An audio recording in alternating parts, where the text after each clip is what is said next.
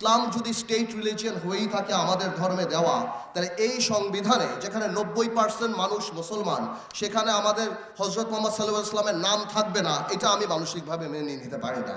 Article 2(1) নিয়ে কথা বলি, যেখানে বলা আছে ইসলাম ইজ এ স্টেট রিলিজিয়ন।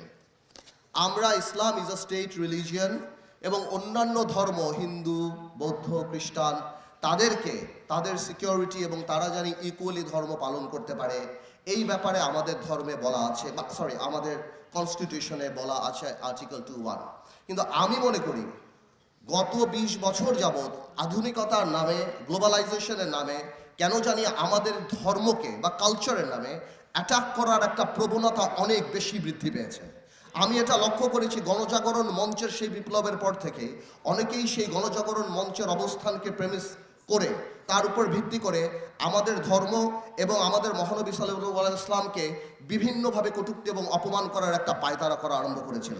আমি মনে করি ইসলাম যদি স্টেট রিলিজিয়ন হয়েই থাকে আমাদের ধর্মে দেওয়া, তাহলে এই সংবিধানে যেখানে 90% মানুষ মুসলমান, সেখানে আমাদের হজরত মোহাম্মদ সাল্লাল্লাহু আলাইহি ওয়াসাল্লামের নাম থাকবে না, এটা আমি মানসিকভাবে মেনে নিতে পারি না।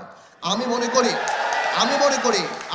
করি অনেক, আমি জানি অন্য আইনে আছে যে ধর্মীয় অনুভূতিতে আঘাত আনলে 2 বছর কারাদণ্ড, কিন্তু অন্য আইন আবার এও আছে যে জাতির জনক নিয়ে কথা বললে 5 বছর কিংবা 10 বছর কারাদণ্ড।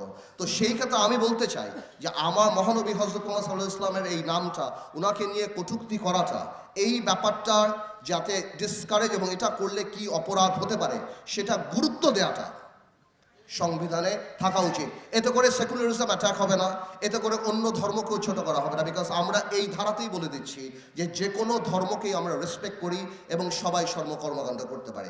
At the same time article 94 যেখানে আমাদের কোর্ট কিভাবে কনস্ট্রাকশন হবে সেগুলি বলা আছে, সেখানে আমি মনে করি মালয়েশিয়ার, ইন্দোনেশিয়ার আদলে যারা ইসলামিক ল দ্বারা পরিচালিত হতে চায়, ফ্যামিলি ম্যাটার্স আর অন্য ম্যাটার্স, সেখানে ইসলামিক লয়ের প্রভিশন থাকা উচিত।